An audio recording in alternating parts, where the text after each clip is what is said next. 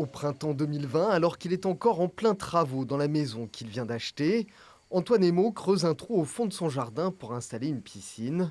Mais le sol lui réserve une surprise macabre. Regardez là. Ça, c'est un crâne, là. Ici, là. Un propriétaire qui n'est pas au bout de ses surprises. On continue à creuser, des ossements, des ossements, des ossements. Au final, on dit on arrête de creuser. Et une fois qu'on avait une grosse quantité, on appelle la mairie qui appelle la gendarmerie, que la gendarmerie appelle le préfet. Et résultat des courses, il ne s'est pas passé grand-chose depuis. Et 1 an et demi après, je suis dans le trou avec mes os et j'attends.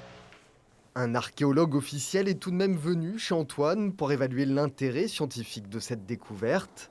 Impossible de dire combien de corps sont enfouis dans ce qui est sans doute l'ancien cimetière paroissial du village.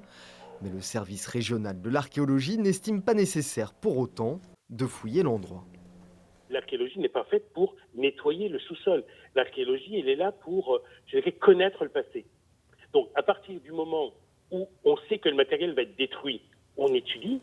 Mais si on sait que le matériel ne va pas être détruit, on n'étudie pas. On préfère préserver. Les services de l'État laissent ainsi la possibilité à Antoine Emo de finir sa piscine, étant donné que le trou est déjà creusé. Une solution inenvisageable pour lui.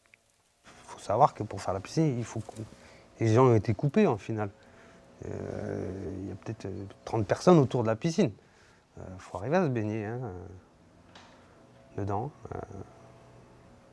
Moi non. Avec le recul, c'est sûr que non, certain. Alors on peut me dire que je peux la faire, mais c'est bien, ça ne se fera pas pour autant. Une situation en forme d'impasse, symbolisée par les palissades que le père de famille a installées pour que ses enfants ne soient pas confrontés à la vue des ossements.